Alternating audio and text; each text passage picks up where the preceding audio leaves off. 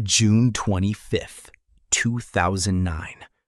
The most famous human being on the planet. A man whose mere appearance on stage caused thousands of people to collapse and lose consciousness, went silent forever. But the secret that began that day has never ended.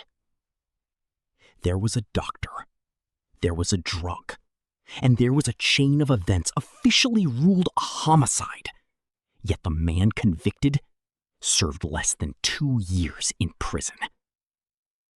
Then came Jeffrey Epstein's name, a photograph, a testimony, and a question that still has no answer. Did Michael Jackson actually die? Or did he simply disappear? Let's start where everything started, in a place most people never imagine when they picture the king of pop. August 29th, 1958, Gary, Indiana. Michael Joseph Jackson was born into a working-class African-American family, the 8th of 10 children. The family lived in a tiny 2-bedroom house. Michael once wrote, "You could take 5 steps from the front door and you'd be out the back." His father, Joe Jackson, wanted to be a boxer. Instead, he became a factory worker, and later the manager who would shape Michael's destiny forever. In 1993, Michael publicly accused his father of physical and mental abuse. Several of his siblings later confirmed the same story. Michael once said, "I grew up on stage. I grew up in nightclubs. When I was 7 or 8 years old, I saw adults act like animals. That was my childhood. A child who deserved toys and friends was given a spotlight instead. And what the world saw in that spotlight, it had never seen before. He wasn't just a talented kid. He was something the world didn't even have a category for yet. By 1966, the Jackson 5 had formed, and under Joe Jackson's brutal discipline, rehearsals became endless. Hours of practice, no excuses, no childhood. Michael absorbed inspiration from everywhere. James Brown, Sammy Davis Jr., Jackie Wilson, Gene Kelly. But he wasn't copying anyone. He was building something entirely his own. And then came the moment that froze time forever. March 25th, 1983, the Motown 25 television special. For the first time in front of a live audience, Michael Jackson performed the moonwalk during Billie Jean. One move, one night, and Michael Jackson became immortal. Then came Thriller, and nothing was ever the same again. Michael wanted every single song on Thriller to become a massive hit, and somehow, he achieved exactly that.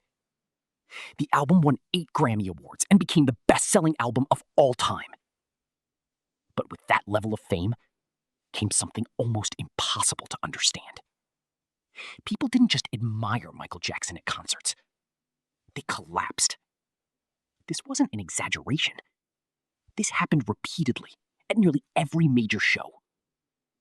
During the Dangerous tour, Michael would explode onto the stage surrounded by pyrotechnics, and then stand completely still. Slowly, painfully slowly, he would turn his head and remove his sunglasses. Security guards carried unconscious fans out of the crowd before he even sang a single note. At the 1993 Super Bowl halftime show, watched by over 100 million people, Michael stood motionless for nearly a full minute. The screaming only grew louder.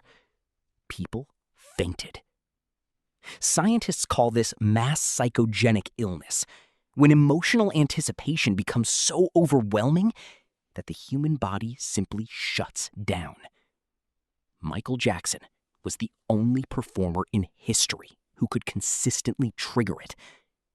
And then, in late 2025, something happened that shocked the world again. The United States Department of Justice released the Epstein files. Millions of pages of investigations, testimonies, and evidence. Inside those files was a photograph. Michael Jackson, standing beside Jeffrey Epstein. The internet exploded instantly. Theories flooded social media within hours. But the actual documents told a more complicated story. A witness named Joanna Soberg testified that she met Michael Jackson once at Epstein's mansion.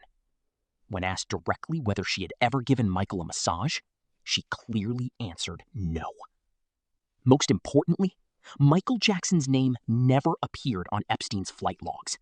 There was no evidence he ever visited Epstein's island. His former bodyguard later claimed the meeting was incidental.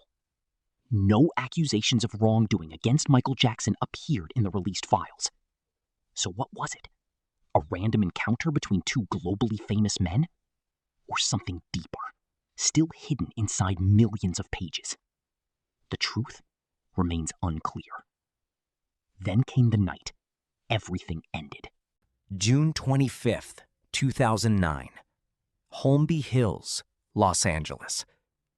Michael Jackson was preparing for the biggest comeback in music history. 50 concerts at London's O2 Arena.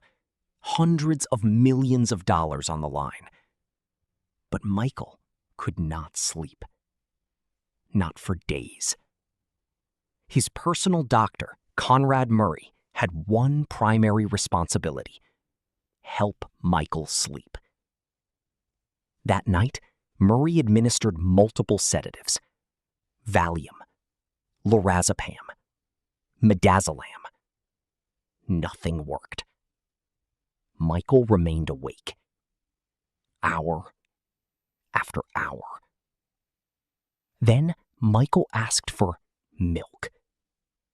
Milk was Michael's nickname for propofol, a powerful surgical anesthetic designed only for hospital operating rooms, not private bedrooms, not without emergency equipment, not without trained staff.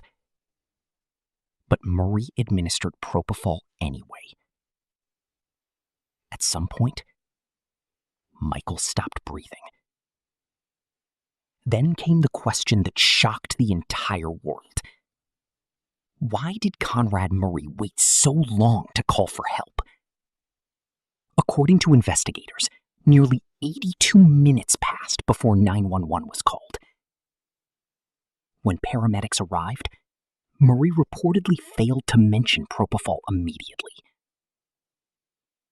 At 2:26 p.m., Michael Jackson was pronounced dead. He was 50 years old. The Los Angeles coroner ruled the death a homicide. Conrad Murray was convicted of involuntary manslaughter. But despite the death of the most famous entertainer on earth, he served less than 2 years in prison. Michael's daughter Paris later said, "I am absolutely convinced that my father was murdered." And then, the conspiracy theories began. Within weeks of Michael's death, videos spread online claiming he had faked everything. One viral clip appeared to show Michael stepping out of a coroner's van. Millions believed it was proof. Later, the footage was exposed as a deliberate misinformation experiment created by a German broadcaster. But the theories never stopped. Some pointed to inconsistencies in documents. Others claimed mysterious sightings around the world. In 2017, Michael's longtime stylist posted a cryptic message hinting that, quote, good news was coming soon. No announcement ever followed. Independent investigators and fact-checkers have repeatedly debunked every major claim suggesting Michael Jackson is still alive. Officially, legally, medically, Michael Jackson died on June 25th, 2009. But maybe the real reason people refuse to believe it is because the world has never experienced another human